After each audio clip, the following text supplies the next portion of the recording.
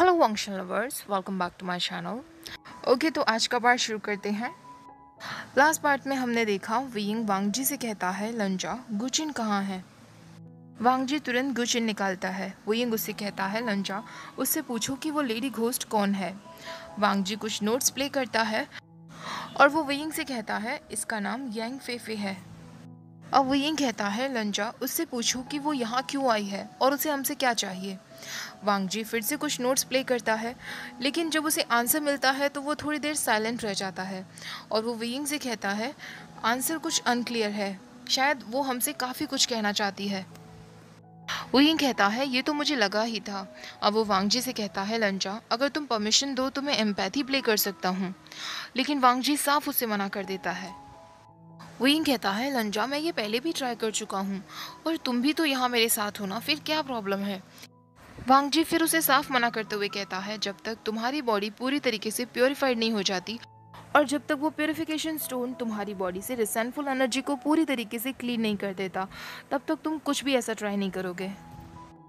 वियिंग कहता है, लंजा तब तक तो मेरे सफ़ेद बाल आने लगेंगे, क्या तब तक तुम मुझे ऐसे ही लॉक करके रखोगे। तुम भी उन सब के जैसे ही हो, सिर्फ अपने बारे में सोचते हो, ज़्यादा महान बनने की कोशिश करते हो। तो क्या हुआ अगर मैं डिमोनिक कल्टीवेशन प्रैक्टिस करता हूँ तो ये मत भूलो कि वैन क्लैन को हराने में मेरी डिमोनिक कल्टीवेशन ही काम आई थी। जब तक तुम लोगों को ज़रूरत थी तो तुम लोगों ने मुझे उस कल्टीवेशन का इस्तेमाल करने दिया। अब जब मैं उसकी मदद से पावरफुल होता जा रहा हूँ तो तुम मुझे उसे प्रैक्टिस करने से मना कर रहे हो। मुझे फोर्स किया गया था तुमसे शादी करने के लिए, लेकिन इसका मतलब ये नहीं है कि तुम मुझे कंट्रोल कर सकोगे। ये सुनकर वांगजी को बहुत गुस्सा आता है और वो गुस्से में उसका नाम वेवुशियन लेता है। लेकिन वेइंग भी चुप नहीं रहता और वो उससे कहता है, मैंने कुछ गलत कहा है क्या। वेइंग की आंखों में भी गुस्सा था और ऐसा लग रहा था कि वो और आगे भी बहस कर सकता है, लेकिन वांगजी उससे कुछ नहीं कहता। तभी वेइंग नोटिस करता है कि वो घोस्ट वहाँ से गायब हो चुकी थी और सुबह होने लगी थी। वेइंग वांगजी से कहता है, फिलहाल वो चली गई है लेकिन वो वापस जरूर आएगी, तब तक के लिए तुम सोच लेना कि तुम्हें क्या करना है। अगले दिन जब वेइंग उठता है तो तब भी वो बहुत ज़्यादा गुस्से में था, क्योंकि रात को वांगजी से लड़ने के बाद वो काफ़ी लेट सोया था और वो जब सुबह उठा तो उसने देखा वांगजी वहाँ नहीं था। वो समझ गया था कि 5 बज चुके होंगे, इसलिए वांगजी अपने डेली रूटीन के लिए निकल गया है। दूसरी बार जब वो उठा तो ऑलमोस्ट नून हो चुकी थी। उसने देखा टेबल पर ब्रेकफास्ट रखा हुआ था जो काफ़ी ठंडा हो चुका था।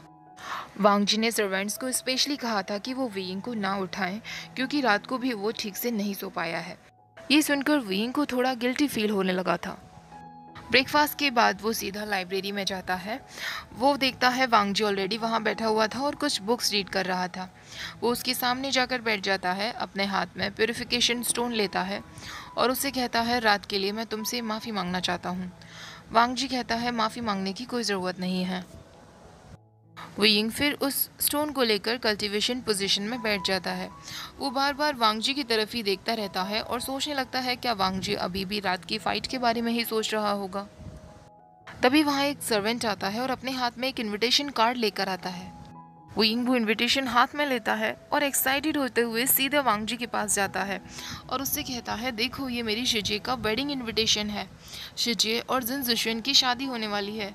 लंजा, हम दोनों को इनवाइट किया गया है।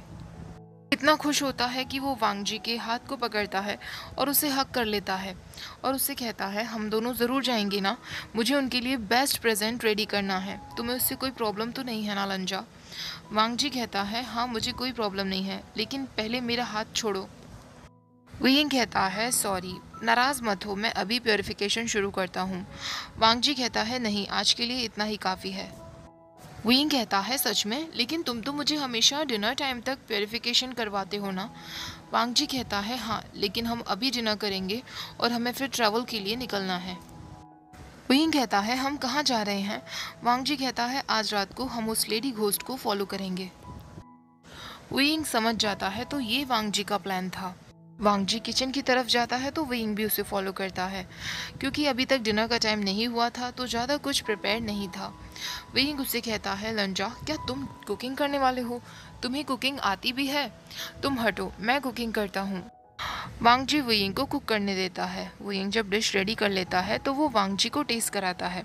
वांगजी को वो डिश काफ़ी अच्छी लगती है। वुयिंग कहता है, तुम्हें याद है एक बार यीलिंग में हम दोनों ने साथ बैठकर लंच किया था जब आयुएन हमारे साथ था। मुझे याद था तुमने कौन कौन सी डिशेस ऑर्डर की थी। आज मैंने वही सब तुम्हारे लिए प्रिपेयर की। वांगजी कहता है, तुम्हें इतनी पुरानी बात याद थी? वुयिंग कहता है, हाँ बिल्कुल, मुझे सब याद था तुमने क्या क्या ऑर्डर किया था।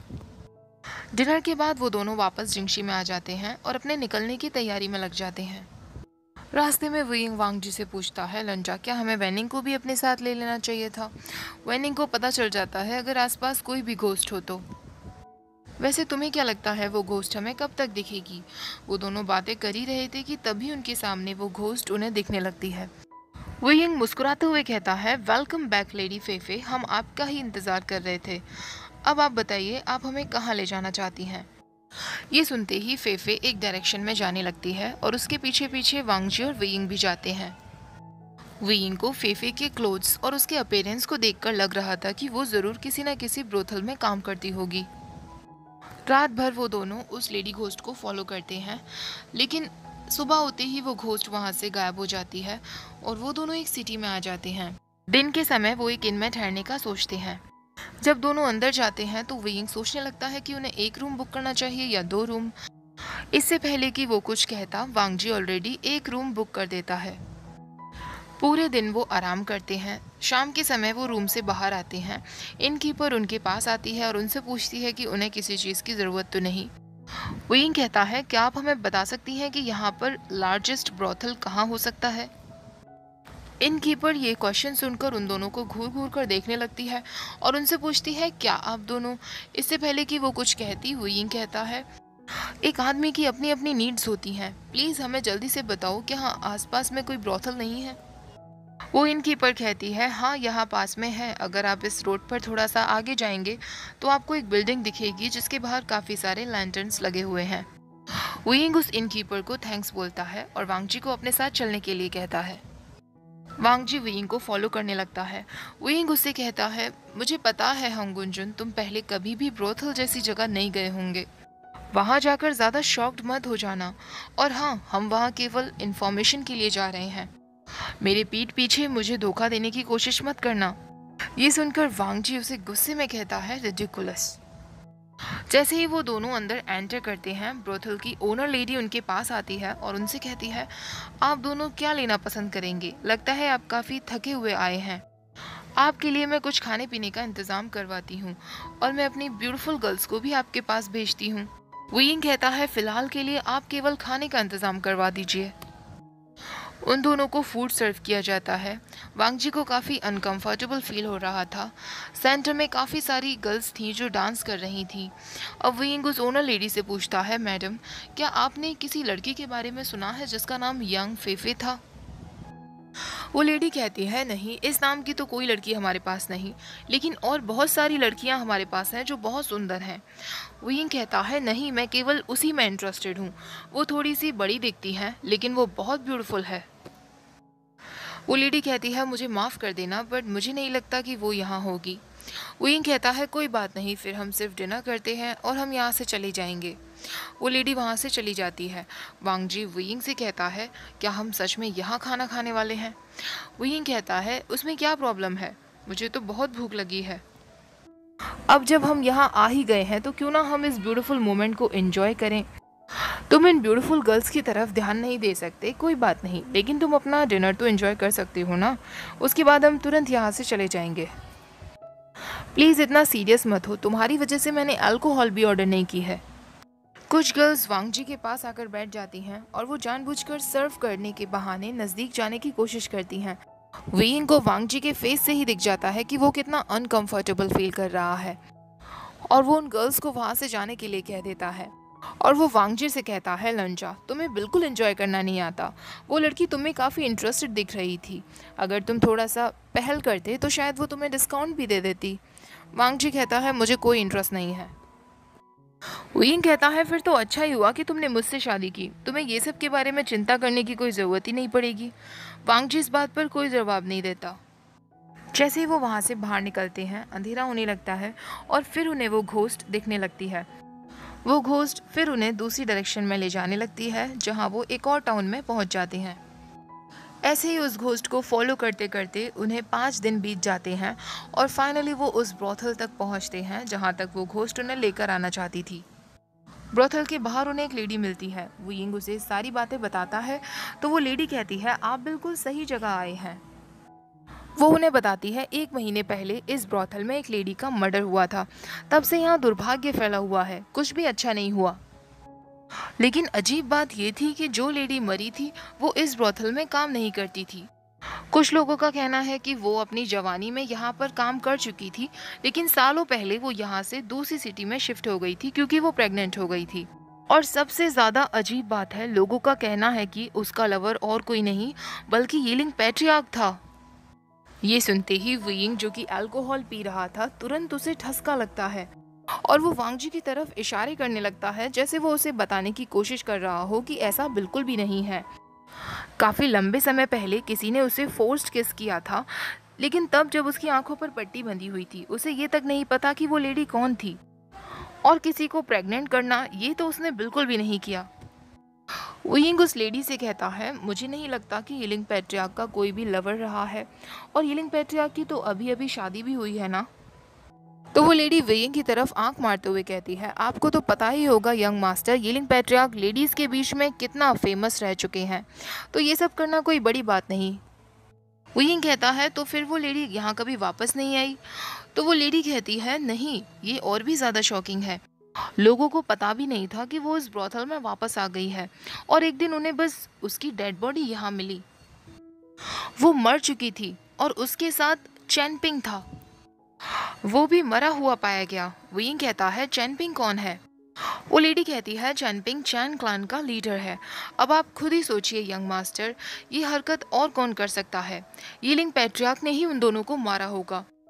वो बर्दाश्त नहीं कर पाया होगा कि उसकी पुरानी लवर किसी और के साथ रहे, वरना एक इतने बड़े कल्टीवेटर को कैसे कोई मार सकता है? वुइंग फिर उससे पूछता है उन दोनों को कैसे मारा गया? तो वो लेडी कहती है चैनपिंग को लिंची द्वारा मारा गया था। उसकी बॉडी पर तब तक कर्स लगाए गए जब तक कि उसकी जान ना निकल जाए, और उस लेडी की बॉडी से तो दिल ही निकाल लिया गया था, और तो और उन दोनों की टंग निकाल ली गई थी। वुइंग समझ जाता है कि क्यों उस लेडी के कपड़े खून से लाल थे। वुइंग कहता है क्या आप उस लेडी का नाम बता सकती हैं? वो लेडी कहती है उसका नाम यांग फेफे था। ब्रोथल के बाहर चैंग क्लैन के कल्टीवेटर्स अक्सर यहाँ आया करते हैं। वो यिलिंग पैट्रियार्क का इंतज़ार कर रहे हैं क्योंकि वो उससे बदला लेना चाहते हैं। वुइंग कहता है लेकिन आपको क्या लगता है यिलिंग पैट्रियार्क यहाँ अभी तक होगा? वो लेडी कहती है हाँ, क्योंकि उन मर्डर्स के बाद अक्सर लोगों के दरवाजे पर उन्हें मरी हुई बर्ड्स मिलती हैं जिन पर काफ़ी डरावने मैसेज लिखे होते हैं जो कि खून से लिखे गए हैं। वुइंग और वांगजी समझ जाते हैं यांग फेफे इसलिए उन्हें यहाँ लाना चाहती थी क्योंकि उसका कातिल अभी तक जिंदा है और इसी टाउन में घूम रहा है। दोनों आगे बढ़ने लगते हैं। वुइंग वांगजी से कहता है तुम्हें क्या लगता है वो कातिल क्या चाहता होगा? वांगजी कहता है बदला। वुइंग कहता है मुझे भी यही लगता है, कोई किसी को लिंची द्वारा इसीलिए ही मारेगा क्योंकि वो किसी तरीके का बदला पूरा करना चाहता है। वांगजी कहता है कातिल जो भी कोई है वो बहुत डेंजरस है, लेकिन वो कोई कल्टीवेटर नहीं है। वुइंग कहता है तुमने सही कहा, कल्टीवेटर को टंग निकालने की जरूरत नहीं जिससे वो दोनों चीख ना सकें। वो जो भी कोई है उसे टॉर्चर करना पसंद है। वांगजी कहता है संभल कर रहना। वो दोनों ब्रोथल की तरफ जाते हैं और दरवाज़ा खटखटाते हैं। अंदर से 8 चैन क्लैंग मेंबर्स ग्रुप में निकल कर आते हैं और वो वुइंग और वांगजी से कहते हैं तुम कौन हो? वुइंग कहता है मैं वेई वुशन हूँ। तभी उन 8 लड़कों में से एक कहता है तुम यिलिंग पैट्रियार्क हो? वुइंग कहता है हाँ वो मैं ही हूँ। उस ग्रुप का मेन मेंबर चैन शुरुई उन सबसे कहता है इसे अभी की अभी पकड़ लो। वो सब लोग वुइंग की तरफ बढ़ने वाले होते हैं, लेकिन तभी वांगजी वुइंग के सामने आकर खड़ा हो जाता है। उन 8 कल्टीवेटर्स में से एक कल्टीवेटर जिसका नाम हाओलिन था वो कहता है हंगुंजुन आप इसे क्यों बचा रहे हैं? क्या आपको नहीं पता यिलिंग पैट्रियार्क ने ही क्लैन लीडर चैंग को मारा है?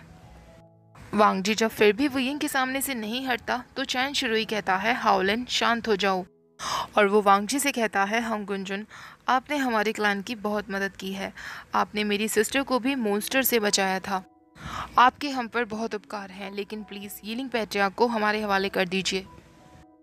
वांग जी कहता है जब चैंगपिंग को मारा गया था तो वे वुशियन यिलिंग में था। उसने कुछ नहीं किया, वो इनोसेंट है। वुयिंग बस वांग जी की तरफ ही देख रहा था क्योंकि ऐसा काफ़ी लंबे समय बाद हुआ था कि कोई उसे डिफेंड करने की कोशिश कर रहा था। तभी हाओलिन कहता है हंग गुंजुन, आप ये कैसे कह सकते हैं, क्या आप उसके साथ थे? तभी वेइंग वांग जी के पीछे से निकल कर आता है और उन सब से कहता है हाँ, और हम भी यहाँ इन्वेस्टिगेशन के लिए ही आए हैं। तुम लोगों को मुझ पर विश्वास नहीं, कोई बात नहीं, लेकिन हंगुन पर तो तुम लोग विश्वास करते हो ना, और अगर तुम उस पर भी विश्वास नहीं कर सकते तो तुम दुनिया में कभी किसी पर विश्वास नहीं कर पाओगे। हमें साथ में वर्क करना चाहिए। तुम अपने क्लान लीडर के लिए बदला चाहते हो और हम एक घोस्ट की मदद कर रहे हैं। चैन क्लान मेंबर्स देखते हैं कि वांग जी अभी भी वियिंग के सामने ढाल बनकर खड़ा हुआ था। किसी में भी हिम्मत नहीं थी कि वो हंगुन जुन के खिलाफ जा सके। उनके पास कोई और चारा नहीं था और वो वियिंग से कहते हैं ठीक है, हम लोगों को अंदर बैठकर बातें करनी चाहिए। सब लोग अंदर बैठते हैं। वियिंग उन सबसे कहता है प्लीज़ हमें बताओ कि आखिरकार हुआ क्या था। चैंग कल्टीवेटर्स उन्हें वही स्टोरी बताते हैं जो उस लेडी ने उन दोनों के मौत के बारे में बताई थी, लेकिन साथ में वो ये भी बताते हैं कि उन्हें एक 13 साल के बच्चे पर शक था जिसका नाम शुयांग है। वो ये कहता है अगर तुम लोगों को ऑलरेडी किसी पर शक है तो तुमने मुझे क्यों टारगेट किया। चैंग शिरुई कहता है क्या तुम्हें सच में लगता है कि 13 साल का बच्चा ये सब अकेले कर पाएगा? अगर उसने ये सब किया भी है तो इस तरीके की क्रूल थिंग सिर्फ एक इंसान उसे सिखा सकता है और वो है यिलिंग पैट्रियार्क। वियिंग कहता है तुम सच में मेरी बहुत तारीफ कर रहे हो, लेकिन अगर तुम्हें पता है कि उस बच्चे ने ये सब किया है तो तुम लोग उसको जाकर क्यों नहीं ढूंढते। चैन शुरी कहता है तुम्हें क्या लगता है हमने ट्राई नहीं किया होगा? जब से वो मर्डर्स हुए हैं तब से शुयांग चैंग क्लैन में से हर रात किसी का मर्डर कर देता है। पहले उसने सर्वेंट से शुरुआत की थी, लेकिन उसके बाद उसने मेरी बहन को भी नहीं छोड़ा। और हर किसी का मरने का तरीका अलग होता है। कोई भी अगर इस टाउन को छोड़ने की कोशिश करता है तो अगले दिन वो मरा हुआ मिलता है।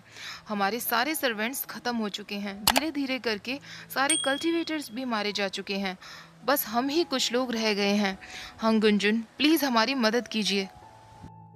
वियिंग कहता है हम तुम्हारे साथ चैंग स्टेट जाएंगे। चैंग कल्टीवेटर्स वियिंग और वांग जी को चैंग स्टेट लेकर जाते हैं। जैसे जैसे वो अपने स्टेट में एंटर करते हैं वो काफ़ी घबराने लगते हैं। वियिंग उनसे कहता है तो तुम लोगों को भी उस बच्चे शुयांग से इतना डर लगता है? क्या तुम्हें लगता है कि हंगुंजुन तुम्हें नहीं बचा पाएगा? जब तक हंगुंजुन तुम्हारे साथ है तुम्हें किसी भी बात की चिंता नहीं होनी चाहिए। तो एक चैंग कल्टीवेटर कहता है हमें उससे डर नहीं लगता, लेकिन वो बच्चा नॉर्मल नहीं है। तुमने देखा ना उसने किस तरीके से लोगों के मर्डर किए हैं। जैसे ही वियिंग थोड़ा आगे और बढ़ता है तभी यांग फेफे का घोस्ट फिर से उसके सामने आ जाता है। यांग फेफे वियिंग का रास्ता ब्लॉक कर देती है, जैसे वो उसे अंदर ना जाने देना चाहती हो। सारे कल्टीवेटर्स घबरा जाते हैं और वो कहने लगते हैं देखो यहाँ एक घोस्ट है। वियिंग कहता है ध्यान से देखो, ये वही लेडी है जिसे शुयांग ने मार दिया था, और तुम्हें चिंता करने की ज़रूरत नहीं, ये हमारी मदद कर रही है। ये हमें अंदर जाने से रोक रही है, इसका मतलब शुयांग यहीं कहीं है। चैंग कल्टीवेटर्स धीरे धीरे गेट को खोलते हुए आगे बढ़ते हैं। चैंग स्टेट की हालत बहुत बुरी थी और वहाँ काफ़ी सारी डेड बॉडीज़ भी थी। तभी चैंग हाओलिन की नज़र शुयांग पर पड़ती है जो एक गेट से बाहर निकल कर आता है। सारे कल्टीवेटर्स घबराने लगते हैं, लेकिन वियिंग को इससे कोई फर्क नहीं पड़ता। वांग जी भी अपनी गुचिन रेडी रखता है। शुयांग बाहर आकर सारे चैंग कल्टीवेटर्स से कहता है आखिरकार तुम लोग अपने बिल से बाहर निकल ही आए। वियिंग शुयांग का नाम लेता है तो शुयांग हंसते हुए से कहता है मुझे खुशी है कि यिलिंग पैट्रियार्क को मेरा नाम याद है। शुयांग के हाथ में चैंपिंग की तलवार थी। वियिंग उससे कहता है उस तलवार को नीचे रख दो, तुमने एक इनोसेंट इंसान को मारा है। शुयांग कहता है चैंपिंग इनोसेंट था, तुम्हें ऐसा लगता है? ये सुनकर चैंग हाओलिन को बहुत गुस्सा आता है। वो शुयांग पर हमला करने के लिए आगे बढ़ता है। तभी शुयांग भी चैंग हाओलिन को मारने वाला होता है कि तभी यांग फेफे का घोस्ट उसके सामने आ जाता है, जिससे उसे सब कुछ धुंधला दिखाई देने लगता है और चैंग हाओलिन बच जाता है। वांग जी अपना गुशिन प्ले करने लगता है और विंग अपनी फ्लूट बजाता है। वो सारी बॉडीज जो पपेट्स बन गए थे विंग के फ्लूट प्ले करने की वजह से वो होश में आते हैं। उन पपेट्स में ज़्यादातर लेडीज़ और बच्चे थे। विंग शुयांग से कहता है इन कमज़ोर लोगों को मारकर तुम्हें क्या मिला? चैंपिंग ने क्या बिगाड़ा था तुम्हारा? शुयांग वियिंग को अपनी स्टोरी बताता है कि किस तरह चैनपिंग के फादर की वजह से बचपन में उसने अपने हाथ की एक उंगली खो दी थी। वुयिंग कहता है तुमने बस एक उंगली की वजह से इन सब लोगों की जान ले ली। वुयिंग को बहुत गुस्सा आने लगता है और उसके आसपास काला धुआं उठने लगता है। वांग जी उसके पास जाता है और उसका नाम लेता है। वुयिंग कहता है मुझे पता है लंजा, मैं ऐसा कुछ नहीं करूँगा, लेकिन हम इस शुयांग को सजा दिलवा कर रहेंगे। वांग जी चैंग कल्टीवेटर से कहता है कोई टावर जाकर सैक लीडर जिन और सैक लीडर लान को सब कुछ इन्फॉर्म कर दो। सुबह होते ही सारे कल्टीवेटर्स वहां पहुंचते हैं, जिनमें लान चिचैन, जिन गोंगायो, जिन जुशुएन और उसका कजिन भाई जिन जूशिन भी था। जिन जुशुएन का कजिन जिन जूशिन वियिंग से कहता है हमें लगा था कि मैरिज की न्यूज़ सुनकर तुम ये सब छोड़ दोगे, लेकिन तुमने एक पूरी क्लान को ख़त्म कर दिया। वियिंग कहता है क्या तुम्हें चैंग कल्टीवेटर्स ने सच नहीं बताया? चैंग हॉलिन कहता है मैंने इन्हें सब कुछ सच बताया कि आपने हमारी बहुत मदद की, वरना मेरी जान भी जा सकती थी। जिन जूशिन कहता है क्या पता ये सब तुम्हारा ही प्लान हो, तुमने ही तो फ्लूट प्ले करके वो सारे पॉपेट्स को जगाया था ना। वेइंग कहता है तुम वही हो ना जिसने वैन क्लैन मेंबर्स को बंद करके रखा था और कह रहा था कि मैंने कुछ नहीं किया। ये सुनकर जिन गोंगवायो कहता है मास्टर वे, हम यहाँ शुयांग को किडनैप करने के लिए आए हैं, आप लोग क्यों लड़ रहे हैं? तो वेइंग कहता है मुझसे क्यों आप कह रहे हैं, पहले उसने शुरुआत की। जिन जूशिन कहता है उन वैन डॉग्स में से कौन इनोसेंट है जो तुम उन्हें बचाने की कोशिश कर रहे हो? जांग फैंगमिन ने तुम्हारे जैसे इंसान को अपनी क्लैन में शामिल किया और तुम उन्हें इस तरीके से रीपे कर रहे हो। अब वो जिन जिशैन से कहता है ब्रदर, आपको शादी करने से पहले एक बार फिर सोचना चाहिए, पता नहीं आप किसको अपने घर में लेकर आने वाले हैं। ये सुनकर वेइंग को बहुत गुस्सा आता है और वो कहता है तुम्हारी हिम्मत कैसे हुई मेरी शिजी के बारे में ऐसा कहने की। वेइंग फ्लूट निकालने वाला होता है, लेकिन वांग जी उसका हाथ पकड़ लेता है। तभी लान चिचैन भी जिन जूशिन से कहता है यंग मास्टर जिन, प्लीज शांत हो जाइए। तो जिन जूशिन कहता है आप लैंड सैक लीडर होकर ऐसे कह रहे हैं, लगता है आप अपने रूल्स अपने उसूल भूल गए हैं, यीलिंग पैट्रिया का साथ दे रहे हैं। जिन गोंगवायो को गुस्सा आता है और वो जिन जूशिन से कहता है प्लीज तुम शांत हो जाओ, शिचैन ब्रदर और लैंड मेंबर्स हमेशा न्याय का साथ देते आए हैं, तुम ऐसा उनके बारे में कुछ नहीं कह सकते। जिन जूशिन को और भी गुस्सा आता है और वो जिन गोंगवायो से कहता है एक वैश्या के बेटे से और उम्मीद भी क्या की जा सकती है, तुम भी उस वे वुशन जैसे ही हो। वेइंग कहता है तुमने क्या कहा मेरे पेरेंट्स के बारे में? अब वो फ्लूट बजाने ही वाला होता है कि वांग जी उसका हाथ और भी टाइटली पकड़ लेता है। वेइंग झटके से वांग जी का हाथ हटाता है और उससे कहता है तुम भी उन्हीं की साइड हो ना? मुझे पता है तुम्हें ये शादी ज़बरदस्ती निभानी पड़ रही है, लेकिन दूसरों के सामने तुम मेरी थोड़ी सी तो इज्जत कर सकते हो ना, तुम्हें मेरी इज्जत की कोई परवाह नहीं। इससे पहले कि वांग जी उससे कुछ कहता, वेइंग गुस्से में वहाँ से चला जाता है। वेइंग अकेला रहना चाहता था, वो उसी ब्रोथल में आ जाता है जहाँ वो और वांग जी पहले गए थे और वहाँ एक प्राइवेट रूम बुक करता है और अपने लिए अल्कोहल के 5 जार्स ऑर्डर करता है। वेइंग बहुत ड्रंक हो जाता है और उसे अपना होश नहीं रहता। तभी यांग फिफे का घोस्ट वहाँ आता है। यांग फिफे उसे दिखने लगती है और वो वेइंग के सिर पर हाथ फहराने लगती है जैसे वो उसे कंफर्ट दे रही हो।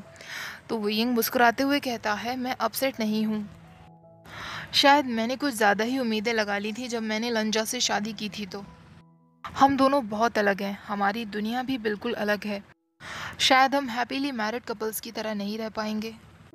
वो घोस्ट लेडी अभी भी उसके सिर पर हाथ फहरा रही थी। तो वेइंग कहता है पता नहीं लोग ऐसा क्यों कहते हैं कि घोस्ट बुरे होते हैं, अगर मेरी माँ जिंदा होती तो शायद वो आपके एज की होती।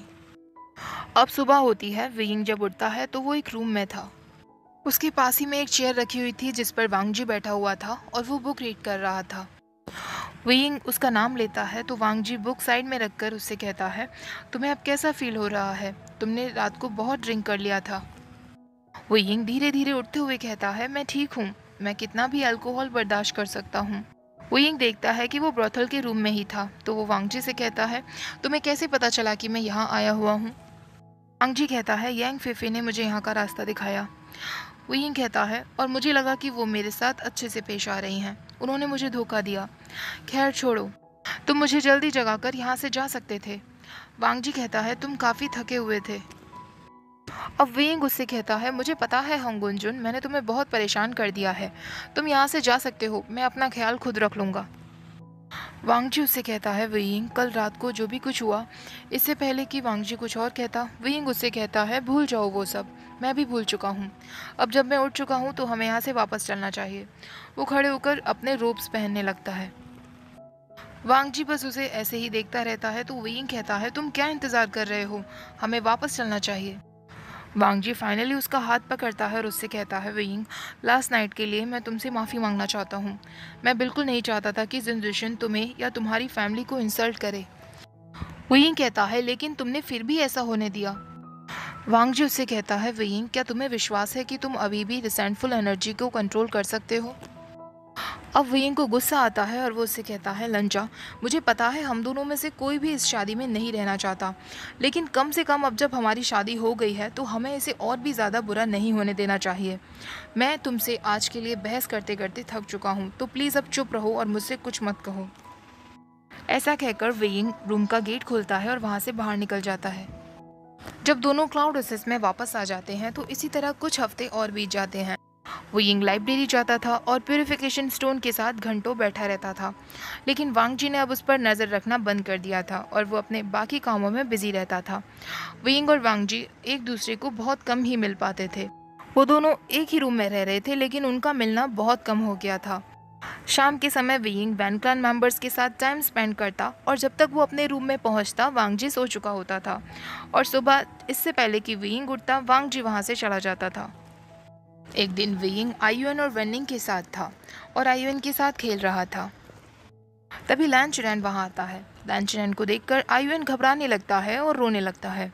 वेइंग जोर जोर से हंसने लगता है और लैन चुरैन से कहता है, अंकल, मुझे लगता है आयुन आपको देखकर डर गया। ये सुनकर लैन चुरैन को बहुत गुस्सा आता है।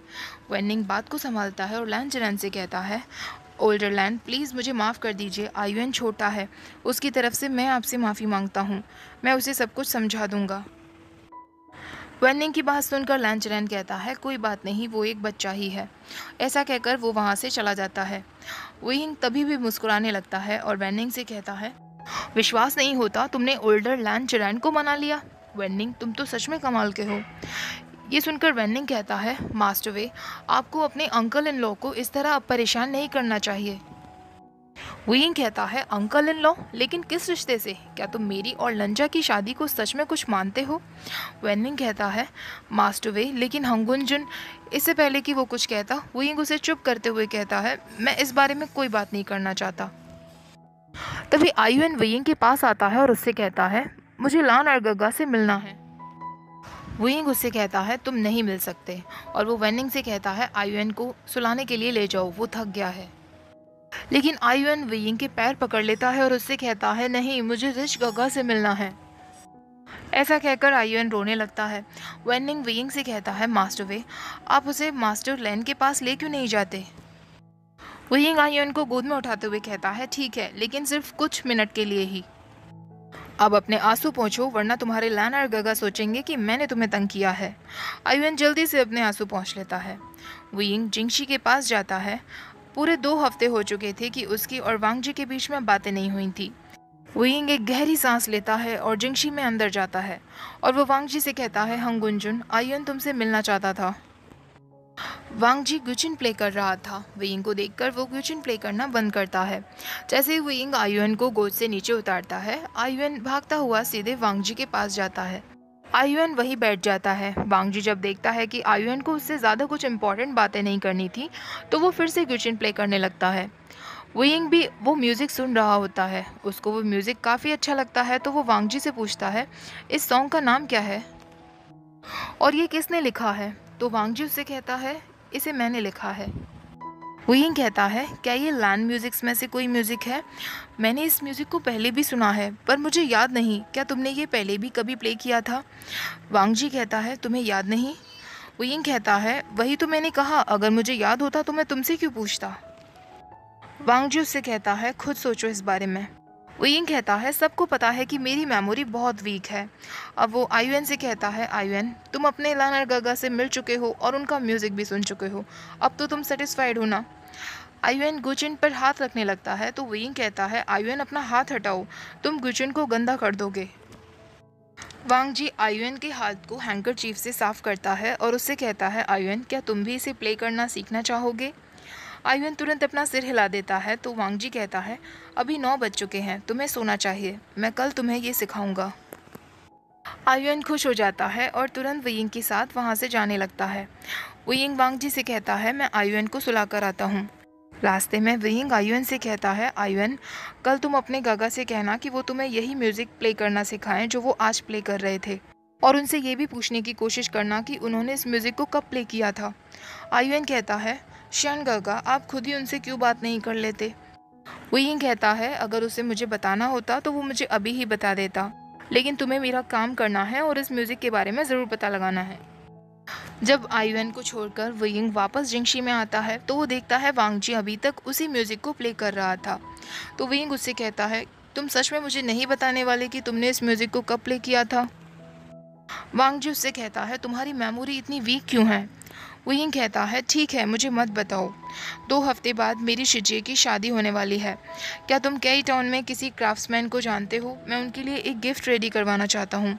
वांगजी उससे कहता है, मुझे डिज़ाइन दिखाओ, तुम्हें क्या रेडी करवाना है, मैं कल खुद अपने साथ ले जाऊँगा। वुयिंग उसे एक पेपर दिखाता है। वांगजी उस डिज़ाइन को देखता है और उसे अपनी पॉकेट में रख लेता है। अब वांगजी उससे कहता है, 9 बज गए हैं, अब हमें सो जाना चाहिए। वांगजी ने वुयिंग पर किसी तरीके के रिस्ट्रिक्शंस नहीं लगाए थे। वो जितने बजे चाहे उतने बजे सो सकता था और जब चाहे उठ सकता था, लेकिन 9 बजे से पहले उसे जिंगशी में आ जाना होता था। वुयिंग लेटे लेटे वांगजी से कहता है, लंजा, तुम मेरे साथ शिचिए की वेडिंग में चलोगे ना।